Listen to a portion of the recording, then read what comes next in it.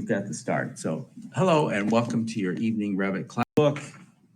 Revit 2019, I found another book, Architecture Fundamentals.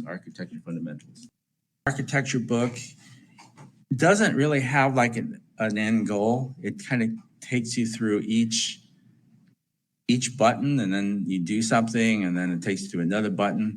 And I tried to teach out of the fundamentals once, but it's very hard just to look at each. It's almost better to have a project and then work with it. So that's why I went with the book that we have now. Introduction to BIM and Autodesk Revit. We're going to be discussing the concept of BIM by applying Revit. And really, the concept of BIM is all mostly contained within our properties menus because they have all the information about the materials. They also have the cost, and they'll also have sizes and lengths. We're going to check out the user interface again. We keep doing that as much as we need to because there's a lot of buttons. Let's just put it that way. Open existing projects and start new projects using templates and view commands to move around the model in 2D and 3D views. Okay, so we had fun, and I use the term loosely. We had fun when we were looking at the church building last week, and some of you need to do that today. I've posted a video. You might want to tackle that homework by 11:59 tonight. But this is kind of the same. So we had fun looking at if you make a change on this corner, whether it be done in the plan, it'll reflect onto the 3D model, or the 3D model, it'll reflect onto the plan. This is called parametric. That meaning that it connects to each other, right? You do one thing somewhere and it happens somewhere else. Here's BIM. Everybody loves BIM. If you go out into the industry, they want to know if you are familiar with BIM. And it's a good thing to be so. It means building information modeling. This is how we do AutoCAD on this cloud bubble over here. We're in the cloud. We create our plans first. We start with the plan. The plan is the generator, is the old maxim in discussing how you start architecture. So we did the plans. We turned the plans into a model. The model could be 3D. Sometimes the models are actually physical, made with wood and styrofoam. And then from that, we examine how does the model work out in real life. We create a section, and then we create an elevation from the model. And then finally here we say construction documents. But Revit has flipped things over. Revit flipped things, so now we're working with the model first, and the model will give us the plan. The model will give us the elevation. The model will give us the section. The model will give us the schedules, and the model will give us the oops. When I first read this, I thought it said oops because I have bad eyesight, but it's actually construction documents. It gives us the oops, though, actually makes sense. That's why, when things make sense, kind of go with it. Okay. So building information modeling, we made a change in one area. It always needs a host, right? Every parasite needs a host. Can't do anything on its own. So the host is normally the wall. The host could be other things, but let's say it's the wall for this time. And then the hosted component is this particular window. It could be this window. This note here says this is a standalone component. And this is your glazing, your ribbon doorway. And I don't know exactly how that works, but I think it can be used as structure, and that's why it's not necessarily a parasite. It doesn't really need the host. And parasite is my word. You'll never find it in this book. Okay, so datum. And then you get once you have established, you get the floor heights are given to you. Once you create your Revit on different levels. Okay, so we were going to have this building to look at, but that building, to download this building was just killing me. So we don't get this building. And you'll find that some of these upper level projects, like this is like a 6-story with a lobby. That takes a lot of computing power, and that's probably why this particular book is not really hopping. But we create our view, our model, and then we can also create the title block pages. So we get our own publishing, printing part in addition to the model. Many people scored well, except for me, on this overview of the user interface. Let's go through this as a credit to our tenacity to really get down the names.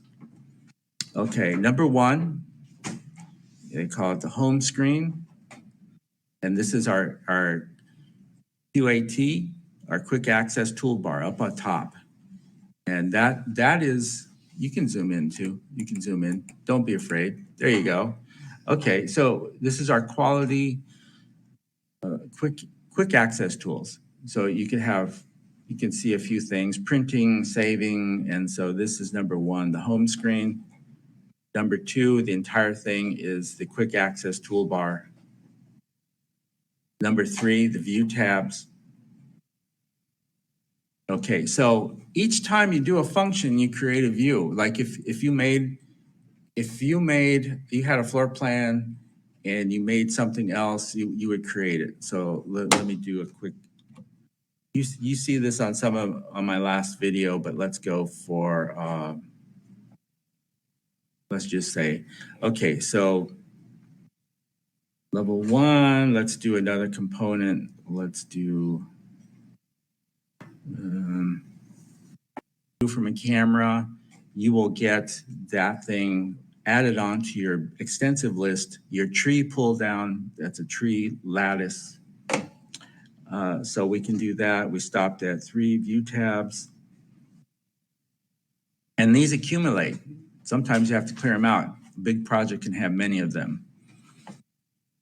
Number 4, options bar. Okay, so within this sign, there's also things that you should be aware of. So we create, if you punch wall, it's going to select a wall. You can change the height. You can change where the wall is. Is it center line? Is it the face of wall? Is it to the face? You can set the offset. Let's just take a look at that too. Guiding principles and finish this out. Okay, so let's go for we were talking 4, now we're going to 5.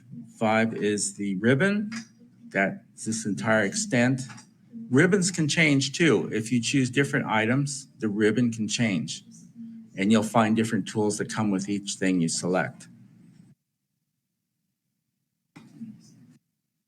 I don't see 6. 1, it's supposed to be accessible. There it comes. Okay.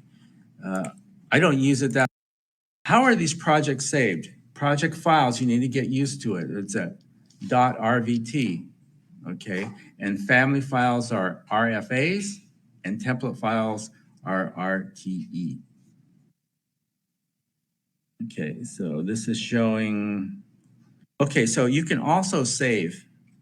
You can also save different files. And I think you folks using 2023 can save a file for me who is using lowly Revit 22, you could save that file. I think that's what's going to happen. And so when you submit it to me, see if you can do that. And then somebody will report if that can be done. Okay, so creating a new project, we like that construction template. There's also the architectural template. I don't know quite the difference between the two, but if they're telling me construction, I'm going to assume that it's a commercial building.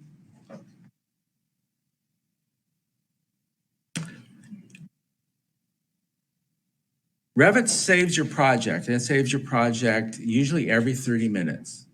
But if you are error prone, if you trip a lot and you drop things, maybe you want to set things up to 15 minutes. Maybe you want to cut down that time.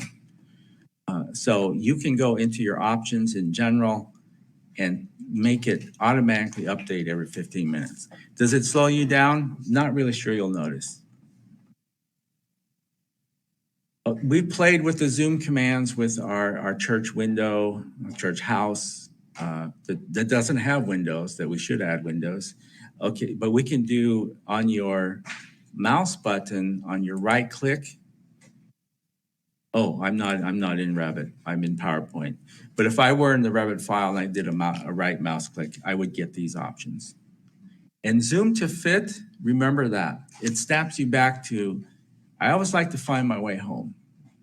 So these are breadcrumbs to get you back home. You can zoom to fit and it'll go back to what is the most normal view. Your default 3D view is an isometric. It's a perfect isometric. This is stuff that in my hand drafting class, I love isometrics because they give you a version of 3D without too much effort. Image. And when you use the camera, you're making your own individual picture of an object.